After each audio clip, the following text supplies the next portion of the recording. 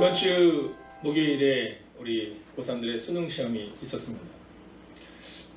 제가 이렇게 뵈니까 대부분 고3들을 지난 분들이 또 계시고 또 이제 고3을 맞이해야 되는 분들 이제 계시는 것 같은데요. 그래서 오전 8시 반부터 시작해서 오후 4시 반까지 하루 종일 이 아이들에서 기도하는 시간을 가졌습니다. 자, 근데 한 지체가 그 기도를 끝난 다음 이제 저에게 문자를 보내서 기도하는 가운데 내가 뭐라고 기도해야 되나 하는 마음과 함께 아이들에게 공부를 가르쳤어야 되는 것이 아닌가 하는 마음이 들더라는 겁니다.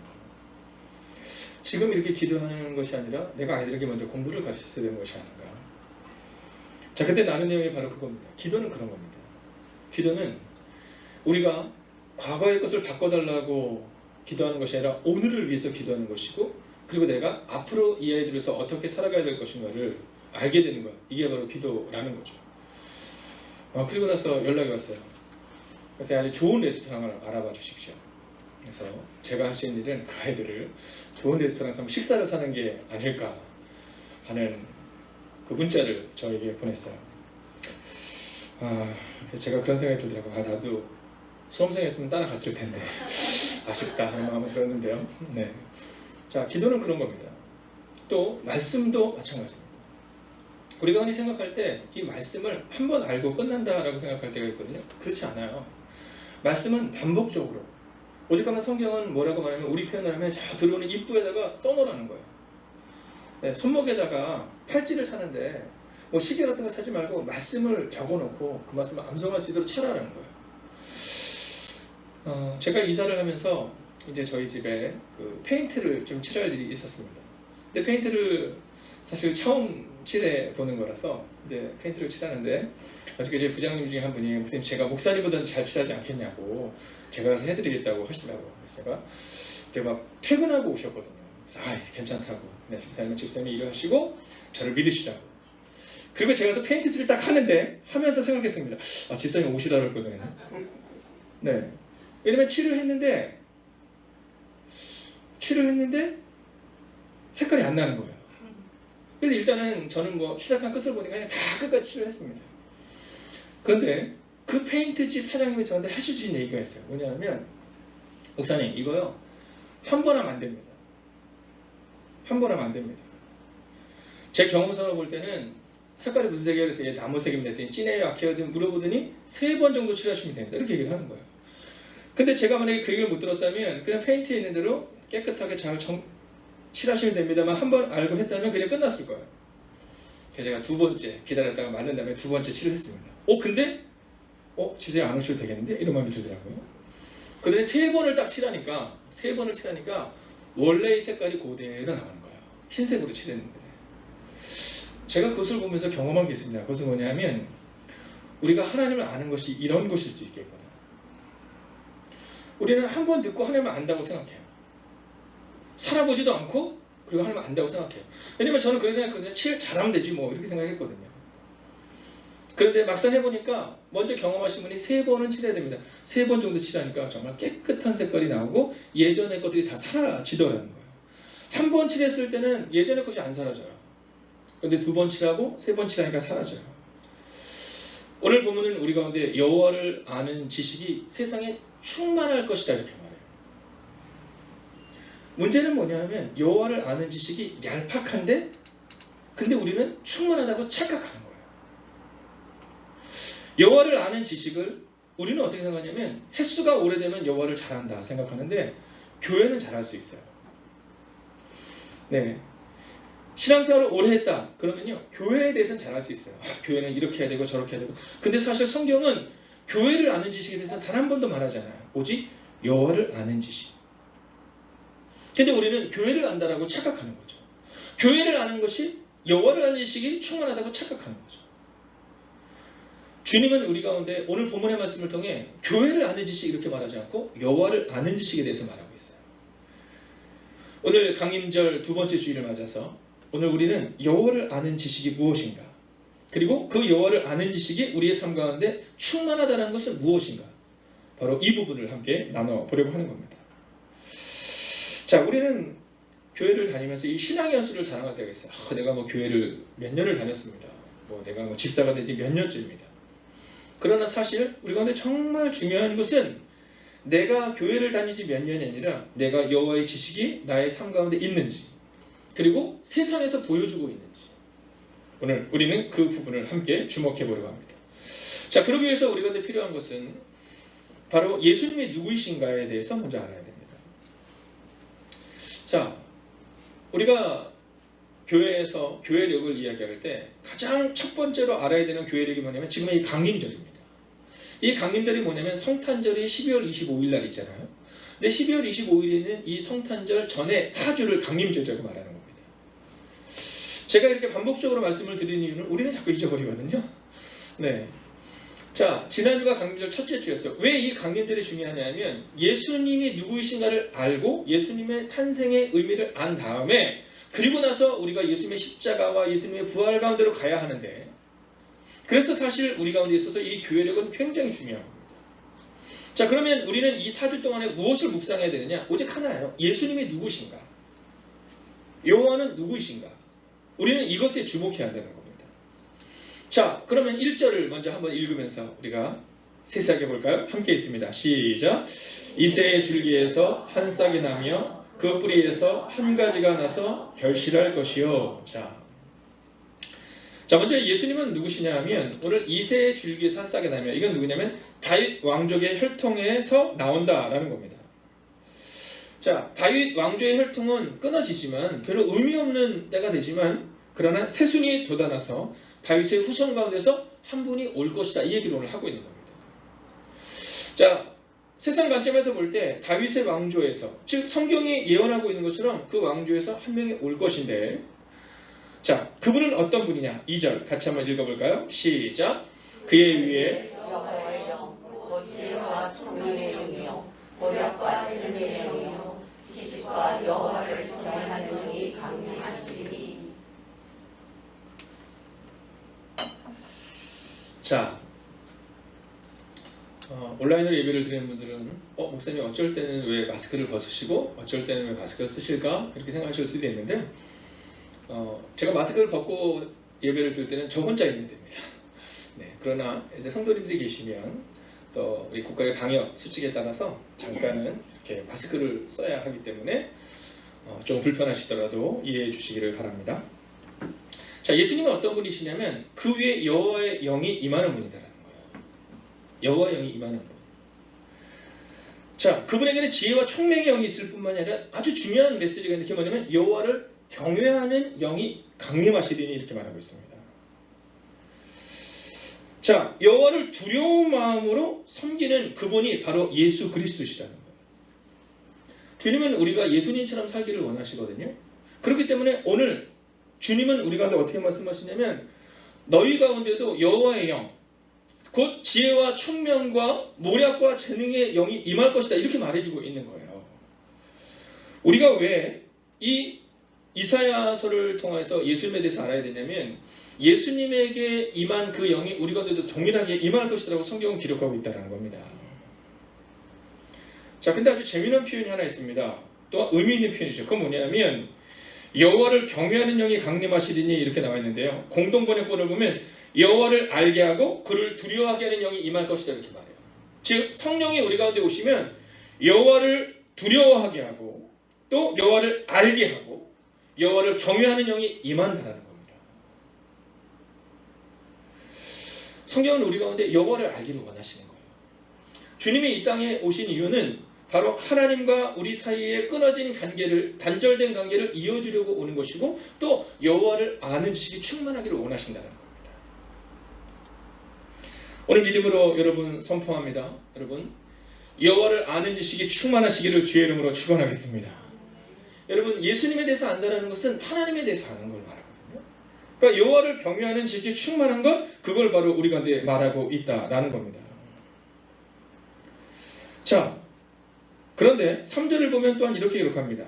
그가 여호와를 경외함으로 즐거움을 삼을 것이며. 자, 예수님은요 여호와를 경외함으로 즐거움을 삼았다, 이렇게 말합니다. 저는 우리가 하나님을 아는 지식이 말씀을 듣는 순간이 막 지루하고 막 공부하듯이 힘든 순간이 되는 것이 아니라 여호와를 알고 여호와를 경외하는 순간이 우리의 삶 가운데 즐거움이 되시기를 주의 이름으로 축원하겠습니다. 여러분, 여호와를 아는 게 즐거워야 되거든요. 가정에서 우리 아이들에게 여호와를 알려줄 때 이게 즐거워야 되거든요.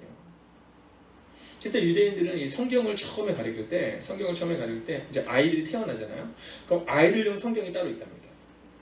자, 이 아이들용 성경이 뭐냐면 이 아이들용 성경에는 이렇게 글이 써있는 게 아니라 그냥 바이블 이렇게 써 있겠죠. 네. 그리고 거기다 꿀을 발라놓는데요. 네. 꿀을 발라놓는데요. 그럼 아이들이 그 성경을 이렇게 하면서 뭐 하겠어요? 네. 그 바른 꿀을 엄마가 이렇게 먹을 수 있도록 애를 도와주는 겁니다. 아이들은 어렸을 때부터 그것이 말씀을 읽는 것이 즐거움으로 경험되게 만드는 거예요.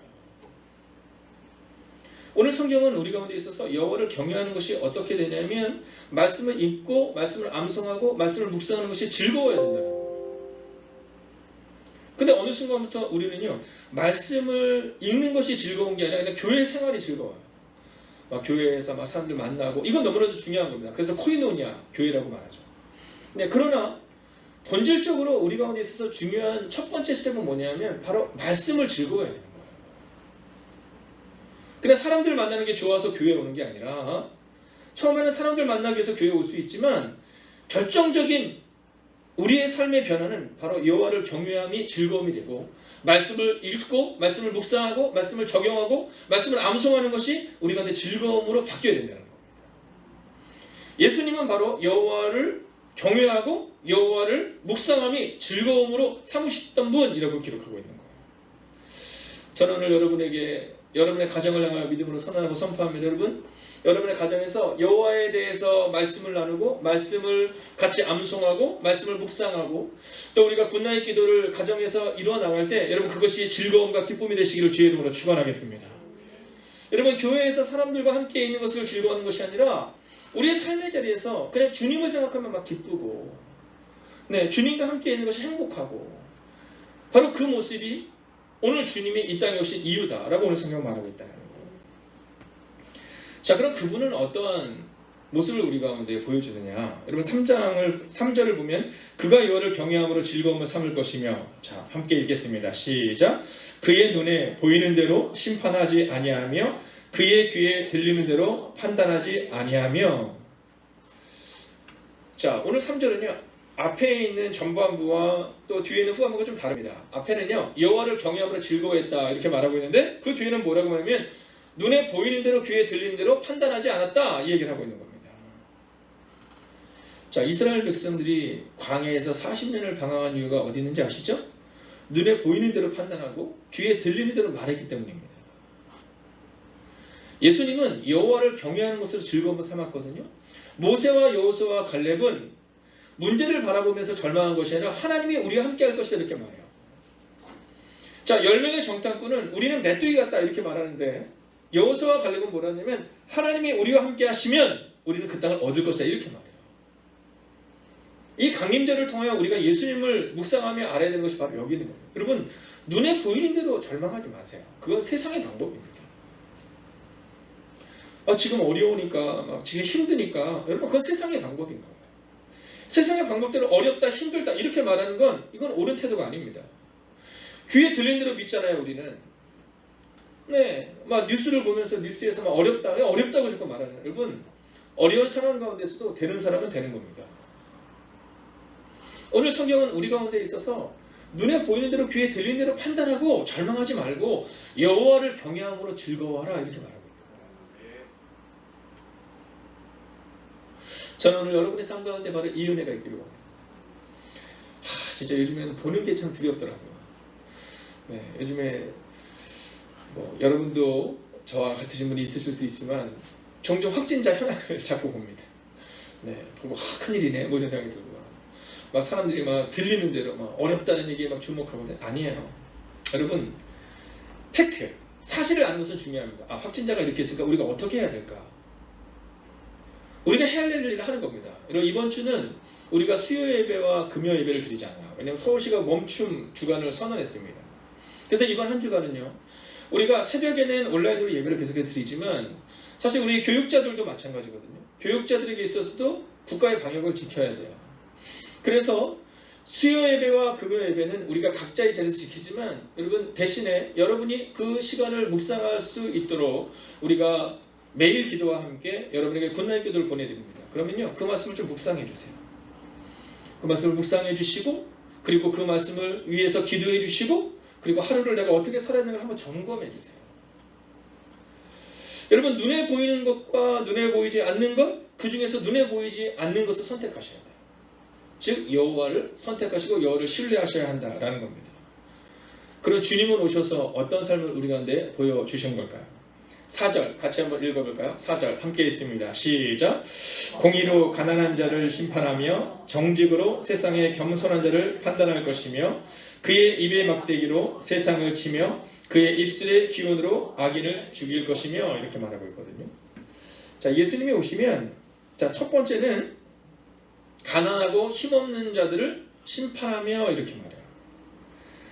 자, 근데 이렇게 나와 있으니까 꼭 주님이 오셔서 막 가난한 자들 막 심판할 것처럼 이렇게 생각되지만 사실 이것을 조금 더 원어적인 표현으로 여러분에게 설명드리면 주님이 오시면 공의로 가난한 자들을 옹호하신다라는 말씀이에요. 네, 그러니까 여기 심판이라는 이 표현이 약간 잘못 전달되게 되면 하나님께서 가난한 자를 심판하시는 생각하지만 그게 아니라 하나님께서 공의로 가난한 자들을 옹호하신다는 거예요. 저는 이 강림절의 시간을 맞아서 우리가 교회 밖의 성탄절을 좀 생각해야 되지 않을까 하는 생각을 갖습니다. 교회 바깥에 이번에 외벽에 정말 멋진 시계가 이렇게 딱 졌어요. 근데 제가 아주 놀라운 장면을 하나 봤습니다. 이 시계가 세워진 다음에 이제 길 건너편에 가서 이렇게 한 20-30분 정도 이렇게 이제 보면서 기도도 하고 이렇게 있는데요. 예전에는 저희 교회 건물을 보는 사람들이 별로 없었어요. 뭐 현수막을 이렇게 보는 사람도 있고 그랬지만 재밌는 건 뭐냐면 이 앞에 신호등에 서 있는 사람들 중에 90%는 다 그 시계를 보면서 자기 시계를 한번 봅니다. 네. 사실 우리 성도님의 그런 헌신, 또 우리 해외에 있는 우리 자녀의 헌신, 뭐 이런 것들이 우리가 합쳐져서 이 시계를 놨는데요. 주변의 분들이 참 좋아하시는 거예요. 그래서 제가 찾아봤거든요. 신호등에 딱 서 있는데 신호등에 서 있는데 꼭 그 시계를 한 번씩 보더라고요. 근데 생각해보니까 연신내 사거리에 가면 그 치과 옆에 시계가 있거든요. 근데 저도 갈 때마다 그 시계를 보면서 아 지금 이 시간이면 됐구나 막 전철을 가면서 급한 마음에 가면서 그 시계를 꼭 한 번씩 보는 습관이 있거든요. 저는 이 시계를 다루는 것이 전 너무 좋아요.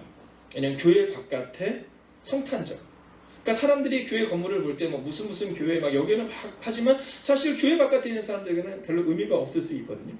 근데 이 교회 시계가 딱 세워짐을 통해서 그냥 누구에게나 조금은 도움이 될 수 있는 과정과 순간이 되더라고요. 그래서 또 한 가지는 공의로 가난한 자를 심판하며, 즉 공의로 가난한 자를 옹호하며. 저는 이번 성탄절이 가난한 이들과 좀 함께 할 수 있는 시간이 되면 좋겠어요. 오늘 광고 영상을 보셨겠지만 오늘부터 20일까지 이 가난한 자들을 위해 여러분의 헌신을 부탁을 드리는데요. 선교사님들과 비전교회와 또 은평천사관에 있는 우리 아이들을 위해서 사용되어질 거예요. 근데 나가시다 보면 거기 이렇게 쪽지가 있어요. 거기에서 여러분 하나를 적으셔서 저 나무에다가 걸어 놓으시면 됩니다.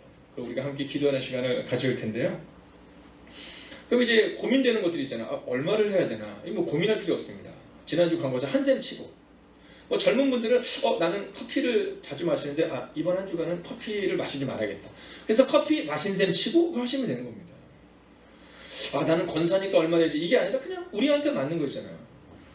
나 이번 주에 한번 갑자기 외식을 하고 싶은데 그럼 외식 한 셈 치고 네, 우리 가족이 네 가족이니까 네 가족이 나가서 짜장면을 먹으면 얼마가 될까? 한 셈 치고 그러면 그 금액을 저희가 잘 모아서 이제 꼭 필요한 곳에 네, 성탄절 25일에는 어떻게 하려냐면요. 아이들 있잖아요. 아이들. 그 아이들의 저녁 시간을 좀 위로하려고 그래요.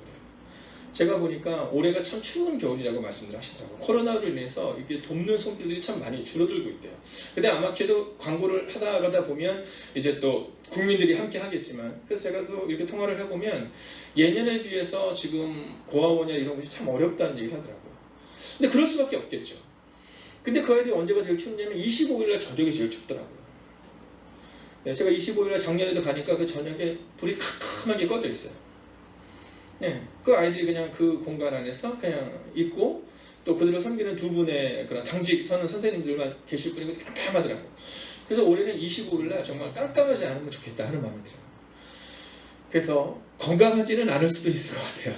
근데 뭐 햄버거나 피자가 건강하지 않을 수는 있지만 그러나 아이들이 행복해할 수 있는 햄버거, 뭐 피자, 뭐 치킨. 네, 여러분의 얼굴 표정이 목사님이 드시고 싶은 걸 말씀하시는구나. 네, 맞아요. 제가 먹고 싶은 거니까 아이들도 좋아할 것 같아요. 그래서 그 아이들이 좀 따뜻함을 보낼 수 있도록. 또 한국으로 들어오셔야 하는데 들어오지 않고 자리를 지키는 우리 선교사님들, 또 우리 비전교회 우리 목사님들, 우리가 이 분들을 위한 그 시간을 가지고, 왜냐하면 주님이 바로 공의로 가난한 자를 옹호하셨기 때문이라는 거죠. 또한 여러분의 주변도 마찬가지예요. 저희 사무실에서 보니까 우리 전도사님이 지금 준비하고 있는 것이 택배 하시는 분들께서 이렇게 음료수를 다 준비해 놓으셨어요. 근데 이제 오늘 얘기를 해서 온냉장고를 하나 더 해놓으려고 합니다. 그래서 택배 하러 오시는 분들이 얼마나 추워요. 네, 그분들이 어느 때나 드실 수 있도록, 그리고 또 뭐 지나가시는 분들 가운데도 드셔도 괜찮은 그거를 좀 준비하려고 합니다. 여러분, 저는 우리 교회가 공의로 가난한 자를 옹호할 수 있는 교회가 되기를 원하고, 또 여러분의 가정도 마찬가지예요. 혹시 여러분 가운데 뭐 이렇게 집을 한 채 가지고 계신 분이 계시다면 새 들어 있으신 분들이 있잖아요. 네, 그분들에게 조금 더 잘해줄 수 있으면 좋겠고요. 또 여러분이 누군가에게 조금 더 베풀 수 있는 자리에 있다면 여러분 좀 잘해주시면 좋겠어요. 여러분이 시장 요즘 어렵잖아요. 네, 교회에서도 가능한 한 우리가 이 시장에 있는 분들을 좀 돕기 위해서 그것들을 좀 사용하려고 하고요, 사려고 하고, 또 길에서 좌판하시는 분의 물건도 좀 사려고 하거든요. 이 10년 한 달은 그랬으면 좋겠습니다. 정말 가난한 자들에게 내가 무엇을 해줄 수 있을까? 네, 시장을 가셔서도 10년 한 달은 어렵지만 우리가 주님을 위해서도 헌신하는 것만큼 그냥 깎지 마시면 좋겠어요. 네, 그냥 알아서 주세요. 뭐 이런 거 있잖아요. 네, 그리고 좌판하시는 어른들이 계시면 그냥 좋은 데 가서 안 사도 괜찮잖아요. 거기 가셔서 좀 사주시는, 바로 그런 공의로 가난한 자를 옹호하신 분이 바로 예수님이셨어요. 그래서 성경은 예수님을 뭐라고 말해요? 가난한 자들의 친구 이렇게 말하잖아요. 죄인들의 친구 이렇게 말하죠. 두 번째, 예수님이 오셔서 어떤 일이 일어나냐면 악인이 사라진다는 겁니다. 자, 4절을 보면 그의 입술의 기운으로 악인을 죽일 것이며 이렇게 말하고 있거든요. 자, 이 표현은 뭐냐면 세상의 악인들이 사라진다는 겁니다. 근데 뭘로요? 입술의 기운, 즉 말씀의 능력입니다. 예수님은요, 가난한 자를 옹호하실 뿐만 아니라 그들을 압제하는 자들을 그냥 두지 않는다라고 말하고 있거든요. 저는 하나님의 방법으로 우리의 일들이 해결되기를 바라요. 가끔가다 이렇게 있다 보면 뭐 세상에서 살아가다 보면 좀 부딪힐 때가 조금씩 있거든요. 저건 좀 그런데 뭐 이런 때가 종종 있어요. 저도 얼마 전에 그런 일을 한번 겪은 적이 있습니다. 그때 이제 마음이 조금 불편하더라고요. 아직 덜 성숙한 목사자라서. 네, 그래서 제가 다른 분에게 전화를 해서 저는 이랬는데 이게 객관적으로 어떤 건가 했더니 그분이 그러게요, 그거는 좀 그분이 잘못된다 이렇게 얘기를 해주시더라고요. 그래서 제가 뭐 했냐면 그날 바로 식당으로 갔습니다. 식당에 가서 식용유를 쫙 붓고 쪽파를 사왔습니다. 쪽파를 6,000원치를 사다가 싹 닦으면서 제 마음을 다시 이렇게 다스리기 시작했습니다. 그리고 쪽파를 다 다듬고 하얀 그 뿌리 부분을 다 잘라서 식용유 위에 쫙 넣고 볶기 시작했습니다. 그리고 나중에 그 파를 나머지 잘라서 넣고 그리고 거기에 진간장과 설탕과 그리고 여러분이 잘 알고 굴소스까지 다 넣어서 만들었습니다. 그리고 반찬 하나를 딱 만들고 그분에게 문자를 보냈어요. 그러셨군요. 마음이 좀 그러셨군요. 그렇다면 제가 그 일들을 잘 진행해야죠. 그리고 났더니 제 마음이 좀 편안해지더라고요. 우리는 종종 우리가 막 세상에서 뭔가를 하려고 생각해요. 우리가 교회에서 뭔가를 하려고 생각 아니에요. 오늘 성경을 보세요. 4절 후반부를 보면 그의 입술의 기운으로 악인을 죽일 것이며 우리가 악인일 수도 있다는 거예요, 여러분. 나는 옳고 너는 틀려 이렇게 말씀하시면 안 돼요. 어쩌면 목사님 제가 틀렸을 수도 있어요.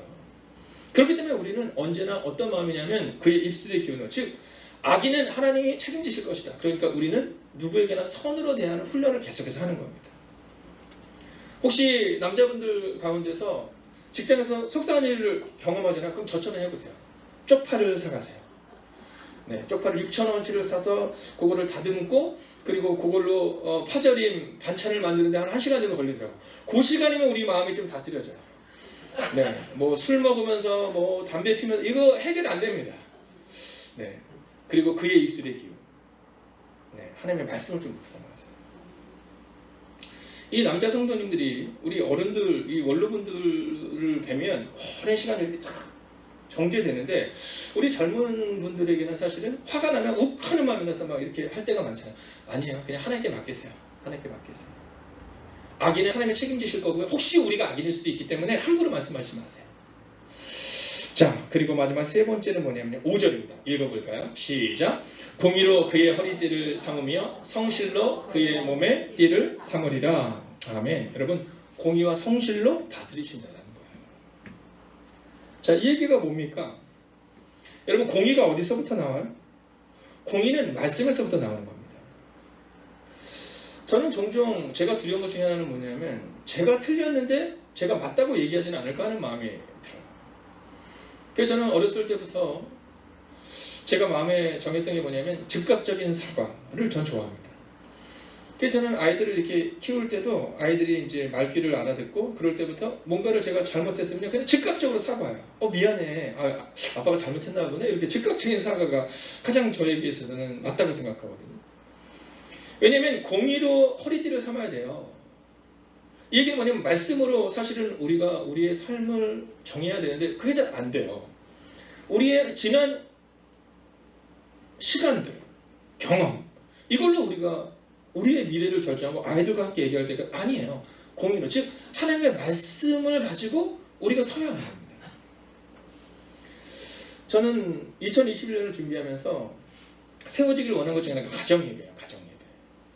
교회 와서 예배드리는 거 끝나는 것이 아니라 토요일마다 이제 우리가 가정에서 가정예배를 드리면 좋겠어요. 요즘에는 1인 가구도 많이 계시기 때문에 홀로 가정예배를 드리는 분들도 꽤 많으시거든요. 괜찮아요. 교회에서만 예배 들어서고 교회에서만 거룩한 척 깨끗한 척 하는 것이 아니라 그냥 가정에서 혼자 예배를 드릴 때도 혹은 자녀들과 함께 예배를 드릴 때 그 시간으로 말씀이 우리 가정을 다스릴 수 있도록, 사실 교회에서 목사님이 전하는 말씀과 우리 아버지 어머니가 집에서 하는 행동이 다를 때 우리 아이들이 사실은 믿음의 혼란이 생기는 겁니다. 목사님은 이렇게 얘기하고 막 권사님을 향해서 하필이면 오늘 시무 권사님 이정수 권사님밖에 안 계시기 때문에 권사님 향해서 막 제가 막 권사님 이렇게 사세요. 막 권사님 막 아멘 막 이러고 막 자녀들을 노엽게 하지 마세요. 아멘 딱 그랬는데 막 집에 가서 막 자녀들한테 막 매 들고 막 이럴 때 자녀들이 사실 어려운 거예요. 아니 우리 부모님은 교회에서는 목사님 얘기하시면 아멘 하고 막 자녀를 사랑하세요 막 그랬는데 집에 들어오면 완전 돌변하는 거죠. 네, 그랬을 때 사실은 이게 어려운 거예요. 자녀들이 믿음을 갖기가 어려운 거죠. 그래서 오늘 성경은 공의와 성실로 이렇게 표현해요. 또한 성실이 우리 가운데 좀 필요합니다. 예수님이 우리 가운데 와서 보여준 건 성실합니다. 여러분, 예배를 성실하게 드리는 사람에게는요, 그 훈련을 통해서 삶의 자리에서도 성실하게 필요하거든요. 근데 예배는 성실하게 오는데 삶의 자리에서 성실함이 없으면 안 된다는 거예요. 제가 이번에 이사를 하면서 마음에 정한 게 하나가 있어요. 그것은 뭐냐면 이사를 할 때 이사짐 분들에게 좀 잘해드려야겠다 이거예요. 왜냐면 제가 이사를 이렇게 준비하면서 이제 아는 분이 저한테 그런 얘기를 하더라고요. 목사님, 직원들이 나간다고 할 때 이제 어디로 나가냐고 할 때 교회도 이사를 하잖아요. 저희도. 근데 둘로 나뉜대요. 하나의 부류는 교회에서 이사를 한다라든가 뭐 교회 목사님 집이다 그러면 엄청 좋아하는 사람이 있대요. 내가 가면 안 돼 막 이렇대요. 근데 어떤 분들은 교회에서 하거나 뭐 교인들이 할 때 안 간다고 얘기하는 경우가 있대요. 그래서 뭐라 그러냐면 너무 짜다는 거예요. 네. 교회 돈을 아끼는 건 중요하죠. 그러나 사실 세상에서도요, 이사할 때 그분들 식사비도 챙겨주고 커피도 사다 주고 그거 당연한 겁니다. 여러분, 이것은 신앙인의 태도가 아니라 그냥 그 인간적인 도리예요. 근데 어떤 데는 너무 정확히 이게 교회 돈이기 때문에 제가 더 드릴 수가 없어요. 점심 먹는 것도 안 챙겨주는 걸 경험할 때 난 진짜 교회 이사는 가고 싶다. 이거는 옳지 않다는 거예요. 저는 우리가 성실을 말할 때 바로 이런 성실도 필요하다고 봐요. 또한 직장을 뽑을 때 이런 거 있잖아요. 직장을 딱 뽑는데 너의 스펙이 뭐니? 뭐 토플이 몇 점이고요. 뭐 토익이 몇 점이고 이것도 중요하지만 당신 직업이 뭐예요? 이렇게 얘기했을 때 제 직업은 이런 겁니다. 이렇게 얘기하면서 갑자기 그 사람이 이렇게 얘기해요. 근데 저 교회 다닙니다. 그러면 교회 다녀요? 막 이런 거. 이런 성실이 우리 가운데 있냐는 거예요. 저희 교수님이 영국에서 유학을 하실 때 일입니다. 뭐 지금으로 따지면 그 한국이 굉장히 뭐 지금은 10대 강국 안에 든다라고 말하지만 지금부터 뭐 40년 전에 사실은 그렇지 못하잖아요. 네, 그때는 그러니까 진짜 동양에 있는 아주 작은 국가의 한 명일 뿐이잖아요. 근데 이 교수님이 공부를 하시는데 뭐가 필요하냐면 차가 필요한 거예요. 학교를 가고 그러면 차가 필요한데 돈이 없는 거예요. 그래서 잡을 하나 얻은 거야. 그래서 전도사로 일을 하지만 근데 이제 차가 없으니까 막 버스를 타는데 막 차로 가면 한 15분이면 우리나라처럼 대중교통이 잘 돼 있는 데가 별로 없거든요. 15분이면 가는 데를 갔다가 한 2시간을 가고 그러는 거예요. 근데 룸메이트가 묻더래요. 야, 너 차를 한 대 사. 그래서 내가 한국에서 돈이 없다. 그거 할부로 사. 아니 근데 내가 할부로 사면 좋겠는데 나한테는 뭔가 보증이 될 만한 게 없다. 아니 너 목사 될 거잖아. 나 한국에서 직업이 있는데 나 목사했다 이렇게 얘기했다. 그럼 나 따라와. 데리고 가더래요. 근데 우리나라로 치면 여러분 제가 현대자동차와 상관이 없는 사람입니다. 뭐 현대자동차를 갔다고 쳐. 거기 딱 가서는 이 사람이 차를 사려고 한다. 근데 이 사람 직업이 목사다. 그러니까는 보증될 건 하나도 없는데 그냥 할부할 수 있겠느냐. 근데 그 교수님이 뭐라 했냐면 놀라운 사실이 그분이 목사님이시냐고 물어보더래요. 아무 차나 가져가시면 된다고. 몇 개월로 해드리냐고. 돈이 없으니까 60개월 된다고. 60개월 된다고. 여러분 신용이 있는 것도 아니고 보증이 있는 것도 아니었는데 그 동양에서 온 그 작은 나라에 쉽게 얘기하면 우리나라에서는 목사지만 거기서는 이제 박사과정 가운데 있는데 직업이 목사는 이럴 때 나는 목사냐면 괜찮아. 여러분 이게 바로 우리의 성실이 돼야 된다는 겁니다.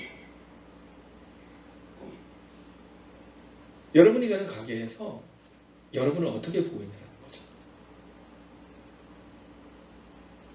우리가 그리스도인 청년들을 세워나갈 때 교회 안에서는 막 열심히 하게 만들지만 세상에서는 불성실해도 괜찮다라고 말할 때가 있거든요. 그렇지 않아요. 야, 너 예배를 지키기 위해서 직장인을 조금 덜 이런 거 옳지 않아요. 우리가 바로 주님의 모습, 공의로 허리띠를 삼으며 성실로 그의 몸에 띠를 삼는 은혜. 여러분 그 은혜가 여러분 가운데 임하기를 주의 이름으로 축원하겠습니다. 자, 이제 주님의 모습을 함께 봤고요. 그러면 그 주님의 삶이 우리 가운데 들어오면 어떤 일이 일어나느냐. 자, 6절을 함께 해볼까요? 6절이면 함께 읽습니다. 시작. 그때 이리가 어린 양과 함께 살며 표범이 어린 염소와 함께 누우며 송아지와 어린 사자와 살진 짐승이 함께 있어 어린 아이에게 끌리며 이렇게 말해요. 여러분 이리가 어린 양과 함께 살 수 없잖아요. 근데 성경은 이리가 어린 양과 함께 산다는 거예요. 더 재미난 표현은 뭔지 아세요? 살찐 짐승이 어린 사자가 어린 아이에게 끌린다는 거예요. 전쟁이 그친다는 얘기를 하는 겁니다. 저는 이게 맞다고 생각해요. 가끔 가다 보면 교회에서도 신앙생활 오래 하는 사람, 뭐 우리로 치면 뭐 권사님 정도 되면 저는 그게 맞지 않다고 봐요.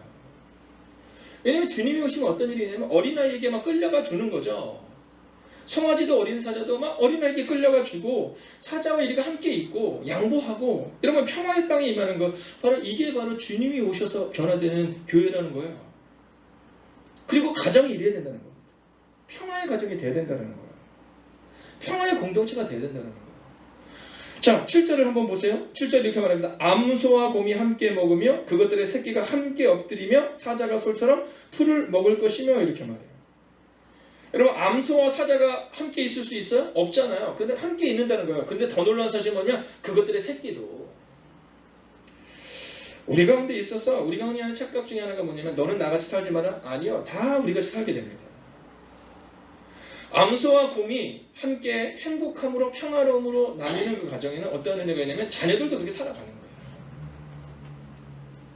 오늘 우리에게 필요한 게 이겁니다. 오늘 주님이 우리 가운데 오시면 바로 이 은혜가 임해야 된다는 거예요. 여러분 가정에서 자녀들이 보는데 다른 사람하고 막 큰 소리 내고 막 싸우시면 안 돼요. 네, 그러면 안 됩니다. 그러면 자녀들도 자연스럽게 배워가거든요. 성품은요 타고나기도 하지만 성품은 사실은 보고 배우는 겁니다.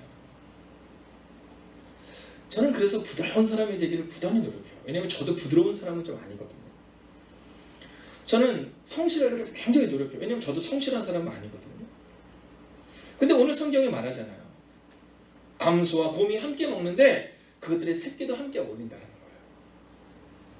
우리가 먼저 주님의 은혜로 함께 어울러질 때 우리 자녀들도 함께 어우러짐의 은혜를 경험하게 된다는 거예요.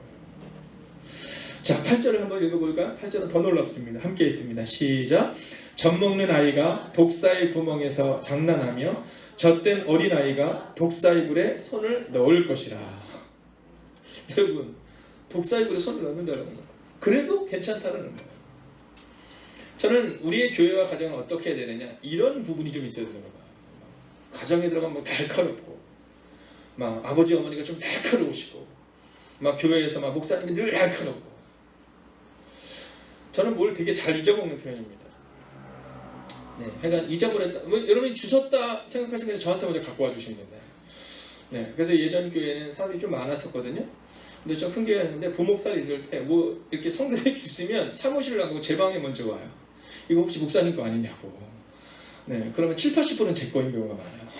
뭐 지갑이든 핸드폰이든 패드든 그냥 아무데나 놓고 다니는 그런 모습이 저한테 있습니다. 근데 놀라운 사실은 뭐냐면요, 거기서 자라니까 행복하게 자라는 거예요. 지금도 마찬가지입니다. 전 지금 생각해요. 내가 어떻게 이 교회에서 이렇게 행복하게 목회를 할 수 있을까? 이 어려운 시기에. 저희 교회 가운데 독사 같은 분이 없거든요. 여러분이 만약에 저를 보면서 막, 야, 목사님 왜 저러실까? 막 이런 분들이 있으면요, 저는 흠이 너무 많아요. 잘 잊어먹죠, 게으르죠, 또 몸도 약하죠. 뭐 흠이 너무 많아요. 근데 우리 교인들은 어떠냐면 어쩔 때는 저의 흠을 바꿔서 얘기해 주세요. 네, 바꿔서. 제가 목이 약하기 때문에 막 목이 쉬고 그러면 사실은 목이 약해서 그건 제 잘못이잖아요. 정확히 얘기하면 저희 부모님 잘못이죠. 네, 오늘 안 계셔서 말씀이지만. 네. 근데 뭐라고 말씀해요? 우리 목사님 얼마나 열심히 하시냐. 열심히가 아니라 약한 건데도 그렇게 얘기해요. 여러분, 젖먹는 아이가 독사의 구멍에 손을 넣으면, 여러분, 이게 바로 교회의 본영이 아니겠냐. 교회의 모형은 막 날카롭게 막 집사를 보면서 쟤는 왜 저래 막 이게 아니라 그냥 이런 모습. 가정에서도 막 이런 모습. 바로 이게 이 강림절 주님이 오셨을 때 변화가 나타난다는 거죠. 자, 그런데 이런 현상을 뭐라고 말하면 9절 같이 한번 읽겠습니다. 시작. 내 거룩한 산 모든 곳에서 해됨도 없고 상함도 없을 것이니 이는 물이 바다를 덮음같이 여호와를 아는 지식이 세상에 충만할 것임이니라. 어떻게 일이 일어나고요? 여호와를 아는 지식이 충만할 때 일이 일어난다는 겁니다. 왜 자꾸 교회에서 큰 소리가 난다고요? 여호와를 아는 지식이 없고 교회를 아는 지식이 커지기 때문입니다. 왜 우리의 직장에서 이런 일이 없다고요? 여러분의 직장에서 그리스도인이 여호와를 아는 지식이 충만함을 보여주지 않기 때문입니다. 여러분의 가정에서 여호와를 아는 사람은 여호와를 아는 지식으로 살아내야 돼요. 용납하고 성실하게 살아내고 하나님의 말씀대로 공의로 판단하고 들리는 대로 말하는 것이 아니라 보이는 대로 말하는 것이 아니라 말씀을 신뢰하는 사람으로 살아내고, 그게 바로 여호와를 아는 지식이 충만함을 우리 가운데 말해주고 있는 겁니다. 여러분, 참된 평화가 임하는 것은 바로 여호와를 아는 지식이 충만할 때예요. 근데 이건요, 물이 바다에 가득한 것과 같은 거라는 겁니다. 은혜를 받았다면 우리의 삶의 자리에서 이 모습이 나타나는 게 당연하다는 거예요. 가난한 자들을 도와주는 거, 이게 당연한 거라는 거예요. 근데 왜요? 여호와를 아는 지식이 충만하지 않기 때문에, 얄팍하기 때문에. 알기는 아는데 교회 생활만 아는 거야. 교회에서 이렇게 살면 좋아. 교회에서는 이 정도 살아내야지. 아니요. 성경은 교회 안에서 살아내는 방법을 얘기하는 것이 아니라 세상에서 우리가 어떻게 살아내야 하느냐, 이것을 말해주고 있는 거예요. 저는 오늘 여러분에게 믿음으로 선포하고 선언합니다. 사랑하신 여러분, 여러분이 여호와라는 지식이 충만한 사람이 되셔서 바다에 물이 가득한 게 당연한 것처럼 여러분의 삶의 자리에서 그리스도의 향기를 바라시는, 여호와를 아는 지식이 충만하다는 것은 얄팍한 지식으로 교회에 대한 삶을 얘기하는 것이 아니라 삶의 자리에서도 살아내야 함을 고백하는 우리 모두가 되기를 주의 이름으로 축원하겠습니다. 여러분, 한번 자리에서 일어서 주시겠어요? 그리고 우리가 일어서서 한번 이 10절을 같이 한번 읽기를 원해요. 함께 읽습니다. 10절입니다. 시작. 그날에 이새의 뿌리에서 한 싹이 나서 만민의 기치로 설 것이요 열방이 그에게로 돌아오리니 그가 거한 곳이 영화로우리라. 예수님이 있는 곳이 영화롭다라는 거예요. 그처럼 저는 이번 한 주를 살아가는 여러분이 서 있는 자리가 영화로움을 느꼈어요. 여러분의 가족들이, 여러분의 직장 동료들이, 또 교우들이 나 그분 때문에 너무 행복해. 그게 바로 주님이 우리가 원하시는 삶이라는 거예요.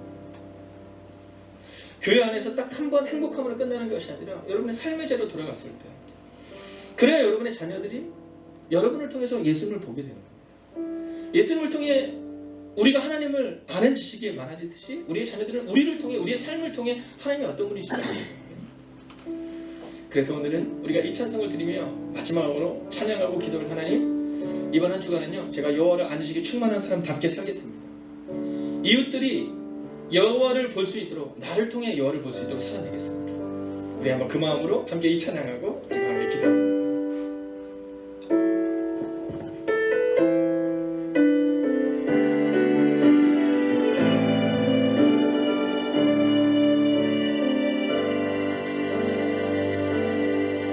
세상 모든 민족이 구원을 얻기까지 쉬지 않으시는 하나님, 주의 심장 가지고 우리 이제 일어나 주 따르게 하소서. 세상 모든 육체가 주의 영광 보도록 그를 부르시는 하나님, 주의 손과 발대로 세상을 치유하며 주 섬기게 하소서.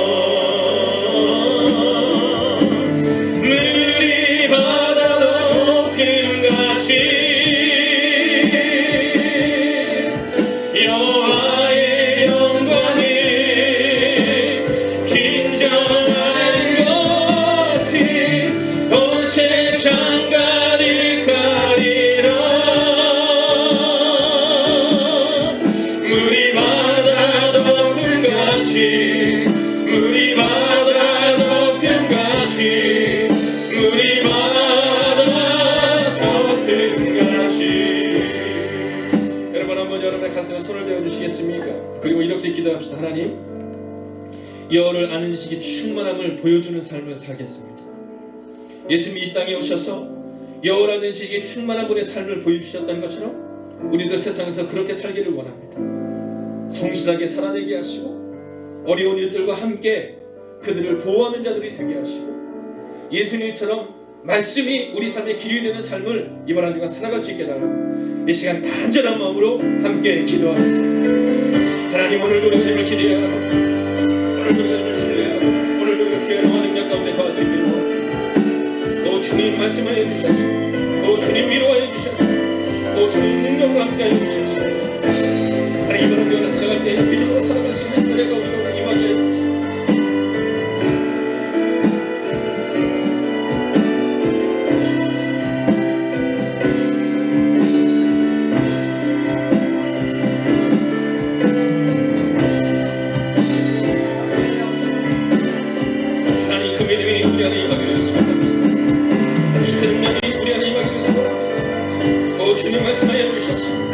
우리가 날과 금 같은 그 여호와의 영광이 우리 가운데 가득하게 없으시고 더욱 하나님을 믿음으로 나아가는 하나님의 사람들이 되게 하옵소서. 오 주님, 오늘도 우리가 주를 기대가 나아가 오늘도 우리가 주의 영광 능력 가운데 갈 수 있기를 원합니다. 오 하나님, 말씀하여 주시옵소서. 위로하여 주시옵소서. 능력으로 함께하여 주시옵소서. 우리보다도 더 금같이 여호와의 영광을 아는 지식, 여호와를 아는 지식이 우리 가운데 충만할 수 있도록 오 주님, 우리 가운데 임하여 주시옵소서. 오 주님, 오늘도 우리가 주를 기대하옵니다. 살아계신 아버지 하나님, 여호와라는 지식이 충만한 하나님의 사람이 되기를 원합니다. 얄팍한 지식으로, 교회를 아는 지식으로 살아가는 것이 아니라 말씀을 아는 지식으로, 여호와라는 지식으로 살아가는 하나님의 사람들이 되게 하여 주셔서 우리가 거한 그곳은 여호와 영광이 충만한 것이 되기를 원합니다. 먼저 우리의 교회가, 그 사랑하는 집사님이, 그 사랑하는 권사님이 계셔서 여호와 영광이 충만한 교회가 되게 하여 주시옵소서. 우리의 가정이, 우리의 부모님들이 계심으로 여호와의 영광이 충만한 그 장소가 되게 하여 주시옵소서.